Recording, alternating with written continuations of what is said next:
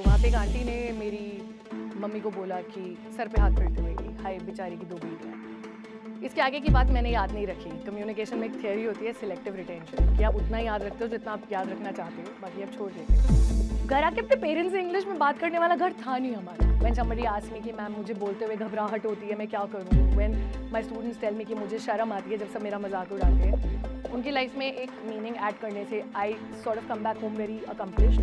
How do you communicate well? मुझे ऐसा लगता है आप जिससे भी ऑलराइट दिव्या बोलती बहुत है, दिव्या पढ़ाई पे ध्यान नहीं देती है, इसको सिर्फ बोलना पसंद है। ये सारी चीज़ें मैं सुनती थी बचपन में एंड ऐसा लगता है ना कई बार कि लोग जो बोल रहे होते हैं ना यूनिवर्स बहुत प्यार से सुन रहा होता है। वो होते होते आज का टाइम ऐसा है कि मैं एक्चुअली सिर्फ बोलती हूँ। The only difference is today I get paid क्योंकि मैं बोलती हूँ। तो नमस्कार, मेरा नाम है दिव्या, आरजे दिव्या, दिव्या वासुदेवा, और मैं दिल्ली के एक लीडिंग रेडियो स्टेशन में पिछले 8 साल से आरजे हूँ। टोटल करियर कुछ 12-13 साल प्लस हो गया है, ज़्यादा नहीं बोलते क्योंकि फिर ऐसा लगता है ना कि उम्र का पता चल जाएगा। रेडियो के साथ साथ पढ़ाना बहुत पसंद है, तो क्वालिफाइड लेक्चरर हूँ और रेडियो जर्नलिज्म बहुत सारे कम्युनिकेशन कॉलेजेस में पढ़ाती हूँ।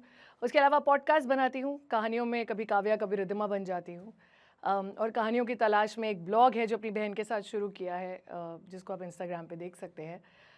तो एक मिडिल क्लास फैमिली, मेरे मम्मी पापा, उनकी 2 बेटियाँ, स्कूल में सपने बड़े नहीं थे टू बी वेरी ऑनेस्ट, क्योंकि सोचना नहीं आता था। उस वक्त क्या होता है कि आप सबको देखते हो अपने आसपास, वो क्या कर रहे हैं, वो कैसा कर रहे हैं, और आप बस करते जाते हो। ऊपर वाले की बहुत मेहर है कि मेरे पेरेंट्स बहुत सपोर्टिव रहे हैं। 2 बेटियां हैं, उनको बेटों की तरह नहीं पाला गया, उन्हें बेटियों की तरह पाला गया। आई स्टिल रिमेंबर जब मैं हिमाचल से हूँ, हम अपने गाँव गए थे and this is one episode जो मेरे दिल में घर कर गया था। तो वहाँ पे एक आंटी ने मेरी मम्मी को बोला कि सर पे हाथ फेरते हुए कि हाय बेचारी की 2 बेटियाँ हैं। इसके आगे की बात मैंने याद नहीं रखी। कम्युनिकेशन में एक थियरी होती है सिलेक्टिव रिटेंशन कि आप उतना ही याद रखते हो जितना आप याद रखना चाहते हो, बाकी आप छोड़ देते हो। उसके आगे की बातचीत शायद मेरे लिए मैटर ही नहीं करती थी, बट वो चीज़ दिल में घर कर गई कि बेचारी 2 बेटियाँ, वो so bad. But what was important is कि मेरी मम्मी ने बोला हाँ मेरी दोनों बेटियाँ लायक बहुत हैं।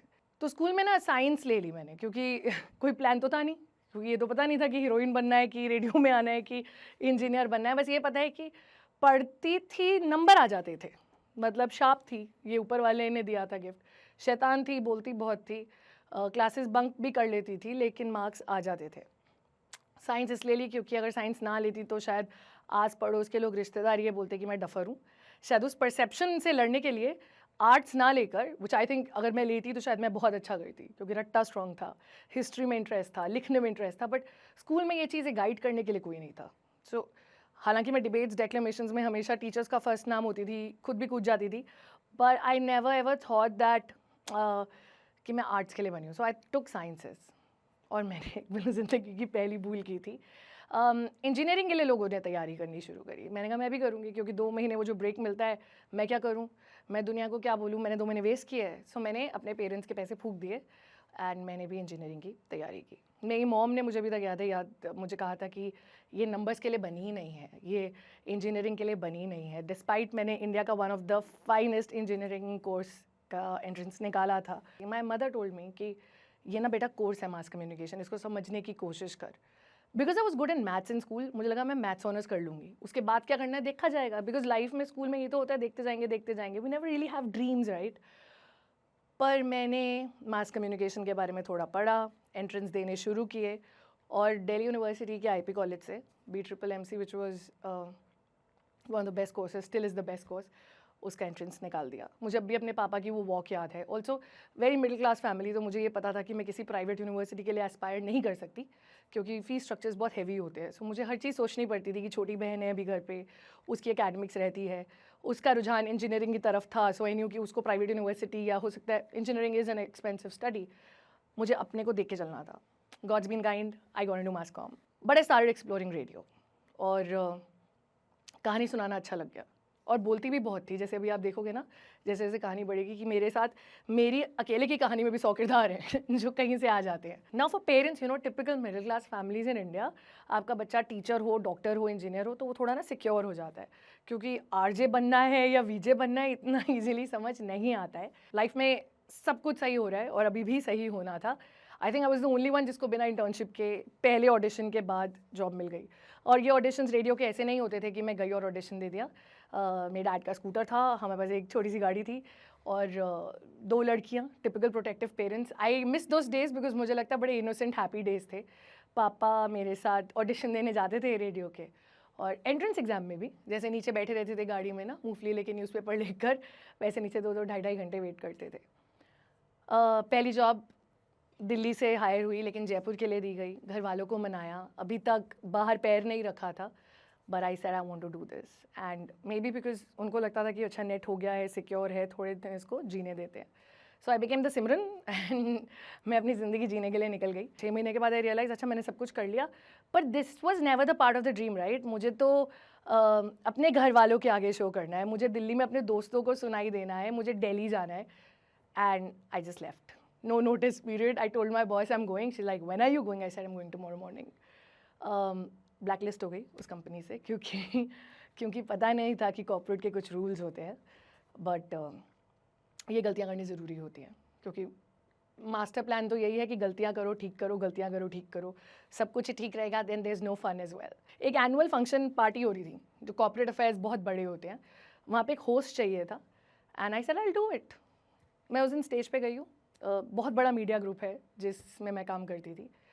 आई hosted that morning without any preparation, और एक वो दिन था, उसके कुछ दिन के बाद I got my show, and suddenly everybody, not just in my radio station, but उस पूरे मीडिया ग्रुप में पता था कि दिव्या नाम की एक हैप्पी स्माइलिंग लड़की है जिसको जो आप काम दोगे वो कर देगी।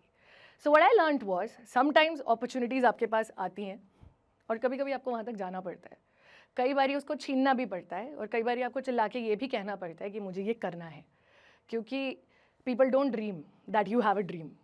आपको पता है कि वो आपका सपना है और आपको चलना पड़ेगा। So talking about the dreams, अब तक सब कुछ सही है। So this radio changed, I was growing, life was fine, सब कुछ सही था। पर अगर ज़िंदगी में सब कुछ सही चलता रहे तो फिर आपको पता है समथिंग्स नॉट ओके। 2013, ये डेट्स ऐसे आ जाए जैसे हिस्ट्री में कोई बैटल मुझे याद कराई गई हो, पर 2013 was my first point that I never forget in my life. Even आज भी जब मुझे ऐसा लगता है कि I am losing on something, मैं वो साल याद रखती हूँ। मुझे रेडियो करते हुए कुछ टाइम हो गया था, दिल्ली में नाम हो गया था, बॉलीवुड का शो करती थी, सारे सेलिब्रिटी से बात करती थी, सब कुछ सही चल रहा था, but then comes a point जहाँ पे थोड़ी ऑफिस पॉलिटिक्स हैंडल करनी नहीं आई, मैंने अपनी जॉब छोड़ दी, आई लेफ्ट रेडियो। एंड इस बार भी नोटिस पीरियड एक दिन का ही दिया था, क्योंकि मुझे नहीं काम करना था। सेम टाइम सेम ईयर एक अच्छा खासा happy relationship also went for a toss and I had a breakup. अब क्या होता है ज़िंदगी में ना, आपको या तो बोलना बहुत पसंद होता है, मेरे केस में वो रेडियो था, आपको वो इंसान बहुत पसंद होता है जिससे आप सारी बातें करते हो, वो मेरा बॉयफ्रेंड था। तो उस टाइम पे ऐसा लगता है कि oh no, that's the end of the world. Actually दोनों में से एक चीज़ जाती तो शायद it wouldn't have been so bad. I lost both.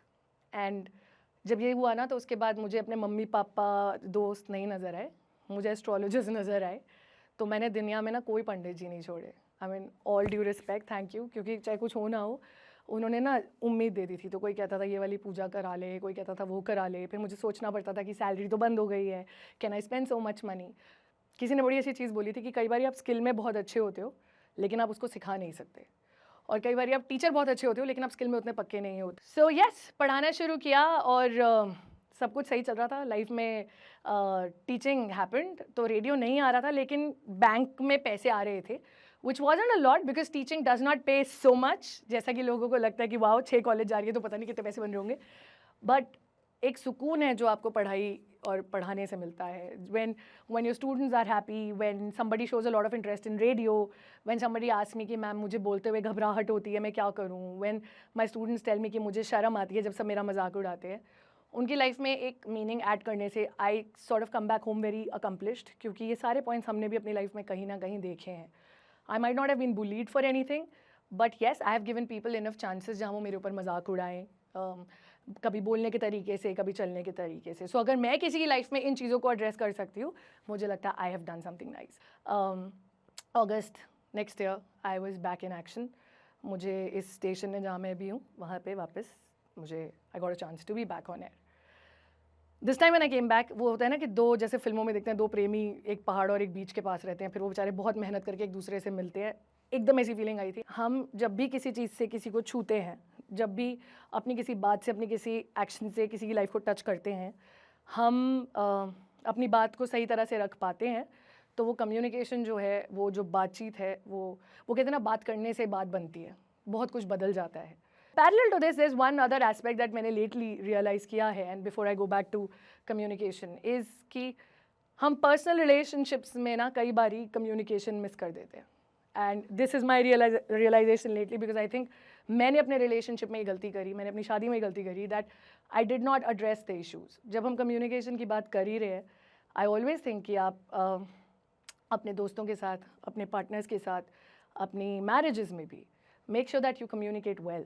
आपको क्या चीज़ तकलीफ़ देती है, आपको क्या चीज़ प्रॉब्लम कर रही है, आपको क्या चीज़ ठीक नहीं लग रही है, सिर्फ इसीलिए इग्नोर कर देना क्योंकि आपको लगता है इग्नोर कर देते हैं ना लड़ाई नहीं होगी, या इग्नोर कर देते हैं उसको बुरा लगेगा. We don't realise when we do not say things, हम अपने अंदर एक लावा इकट्ठा कर रहे होते हैं कहीं पे भी. थिंक अबाउट योर ऑफिस और फॉरगेट इट. आप घर का सोचो, आपके पेरेंट्स ने आपको एक सब्जेक्ट चूज़ करने को बोला है, आप इसलिए पढ़ते जा रहे हो अपने पेरेंट्स के मुताबिक क्योंकि वो चाहते हैं. जब तक आप उन्हें बताओगे ही नहीं कि आप चाहते क्या हो, आपके पेरेंट्स को शायद समझ भी ना आए. हम कई बार बोल देते हैं कि मेरे फ्रेंड्स अक्सर कहते हैं कि तेरे पेरेंट्स ने तेरी बहुत सपोर्ट करी, हमारे पेरेंट्स हमारी सुनते नहीं हैं. आपने कहा ही नहीं है, आप बोल के तो देखो. रेयर होगा जहाँ पे maybe they would be a clash, but till the time you do not convince them, you do not tell them what you want, they will never know. आप अपने बॉस को जाके अगर ये नहीं कहोगे कि मेरे कुलीग्स ने मुझसे कम काम किया है और आपने उनको ज़्यादा बढ़ावा दिया, उनको सपना नहीं आएगा. They have a zillion things to look at. आपको बोलना पड़ेगा. You have to say what bothers you, you have to say what is not right. हो सकता है ना सुने कोई आपकी, बट लीज आप कह दोगे ना तो आप रात को सो सकोगे ये कहकर कि हाँ मैंने कह दिया. एक था राजा एक थी रानी, सबने सुनी होगी बचपन में.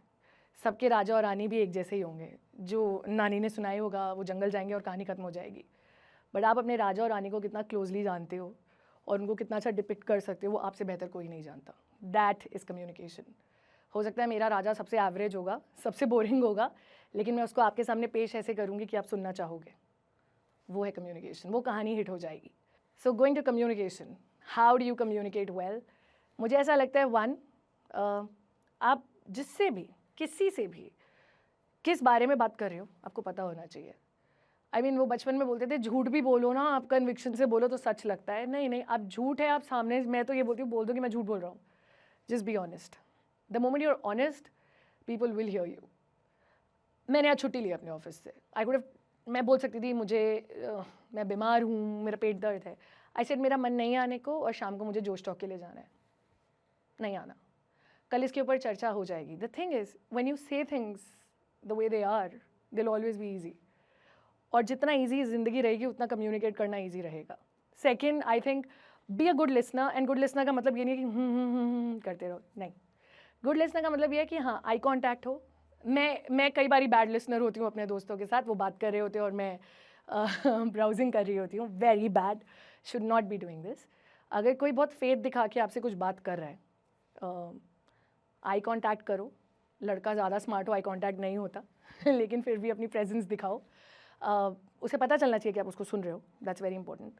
And third, be a little sensitive. Sensitive का मतलब ये है कि जब कोई इंसान आपसे बहुत फेथ दिखा के सवाल जवाब कर रहा हो ना, उससे सवाल बहुत सेंसिटिव, बहुत बहुत दिल से करो. ज़िंदगी में एक चीज़ मैंने और सीखी है, वो कॉन्फिडेंस से जुड़ी इसलिए क्योंकि लैंग्वेज बहुत इंपॉर्टेंट रोल प्ले करती है. तो मेरे को स्कूल में याद है कहा जाता था go back to your house and talk to your parents in English. घर आके अपने पेरेंट्स से इंग्लिश में बात करने वाला घर था नहीं हमारा. मतलब although my parents were both working, but थोड़ा ऑकवर्ड नहीं लगता कि सडनली मम्मी खाना दे दो उसे, मम्मा कैन आई हैव फूड, वो कल्चर था ही नहीं. But instead what my parents did was कि उन्होंने मेरी जो कॉमिक्स हैं उनको चेंज कर दिया. उन्होंने मुझे बुक्स देनी शुरू की. सो आज मेरे कई फ्रेंड्स हैं जो जब पढ़ रहे होते हैं वो मेरी बुक्स देख के मुझे बोलते हैं अरे ये तुमने बचपन में पढ़ ली थी. मैंने कहा हाँ मैंने बहुत रीडिंग लेट डेवलप की है. तो मैंने I start reading in 11th and 12th. उसका थोड़ा रीज़न ये था कि बस की जर्नी में आई थॉट पढ़ा जाए. बट मेरे डैड ने मुझे एक छोटी सी एक्सरसाइज दी थी कि तू पढ़ ले, पूरी किताब पढ़ ले, लेकिन एक नया वर्ड बताइयो क्या सीखा है जो तुझे सबसे अच्छा लगा है पूरी बुक में. So there lot of words जो मैंने वो बस में, शायद किसी डिक्शनरी या विकीपीडिया से नहीं, वो मैंने उस बस में लर्न किए. Oxymoronic, ironical. ऐसा नहीं है कि वर्ड्स मैं रोज़ यूज़ करती हूँ, पर मुझे आज ये बात पता है कि अगर मैं अपनी बात में इन शब्द को एक या दो बार कहीं यूज़ कर लेती हूँ ना, it just adds a little weightage to my life. कई बार क्या होता है ना, ये दुनिया परसेप्शन से चलती है और हम लोग कितनी भी बड़ी बड़ी बातें कर ले, सच बात यही है कि आप एक जब गैदरिंग में बैठते हो, आप एक नई क्लास में जाते हो, आपकी इंट्रोडक्शंस में जितना वजन होता है ना, आपका परसेप्शन अगले 6-8 महीने के लिए उसी से बन जाता है. So if you ask me my communication mantras, और मुझे ऐसा लगता है कि जब मैं ये प्रिपेयर कर रही थी मुझसे कहा गया success Mantra, I think success is very subjective. मुझे ऐसा लगता है कि हर बार अगर मैं कुछ नया करना चाहती हूँ, हो सकता है कि वो मेरे ऑडियंस को पसंद ना आए, हो सकता है कि उससे 6 लोग नाराज़ हो जाएं, पर अगर मुझे वो करके संतुष्टि मिली है, मुझे ऐसा लगता है कि मैं करना चाहती थी, मैंने कर लिया, वो सक्सेस है. क्योंकि वो मन में एक थॉट, एक आइडिया नहीं रह गया. No idea is bad idea ever. वो जो चीज़ें हमने बचपन में पढ़ी हैं, out of the box ideas, get a good idea, there is nothing like a good और a bad idea. There is a thought, you want to do it, you do it. आपको कुछ ज़िंदगी में एक्सपेरिमेंट करना है, आप करो. पढ़ते पढ़ते आपको ऐसा लगता है आपके अंदर एक कवि छुपा है, निकालो ना, लिखो. Who stopping you? You don't want 6 people to say yes you can do it. You can do it. Stay confident, because ज़िंदगी में जितनी बारी गिरोगे ना, जितनी बारी सपने टूटेंगे, जितनी बारी कोई आपका क्रेडिट छीनेगा, जितनी बारी आपके पास जॉइनिंग लेटर आते आते रह जाएगा, उतनी बारी आप ज़िंदगी में ग्रो करोगे. अगर हर चीज़ वो कहते हैं थाली पे सच कर आ जाएगी ना, मज़ा ही नहीं है लाइफ में. So every time you fail, if you watch this video, remember we all fail. It's important to fail. It's very important to come second. अपने आप खड़े हो जाओगे. डर तब लगता है जब सब कुछ सही चल रहा होता है, बिकॉज आपको तब हर सेकंड ये लग रहा होता है कि कब गिरने वाला हूँ. डर फर्स्ट आने पे होता है, डर सबसे ऊपर होता है, नीचे से तो ऊपर जाना ही जाना है. That's my simple fund of communication. Keep talking, keep listening. Thank you for watching. अगर आप भी इस वीडियो के एंड तक आ गए हैं तो मेरी तरह आप भी इंस्पायर जरूर हुए होंगे. दोस्तों, आपको पता है हम सब बड़े सपने देखते हैं, लेकिन हम में से कुछ ही लोग हैं जो अपने सपने को पूरा कर पाते हैं. और आपने कभी नोटिस किया है, जो भी लोग अपने गोल को अचीव कर पाते हैं उनमें एक कॉमन स्किल होती है. वो क्या है? अच्छी कम्युनिकेशन स्किल्स और इंग्लिश बोलने की स्किल. और अब हम भी इस स्किल को मास्टर कर सकते हैं जोश स्किल्स ऐप के साथ. यहाँ पे हमें daily vocabulary, grammar, reading, writing practice के साथ साथ अपने ही जैसे लाखों स्टूडेंट के साथ इंग्लिश में बात करने का भी मौका मिलता है. इससे हम अपनी इंग्लिश की फ्लुएंसी जो है वो इम्प्रूव कर सकते हैं. तो चलिए आज ही अपने सपने की ओर पहला कदम लेते हैं भारत के number 1 spoken English learning app जोश स्किल्स के साथ.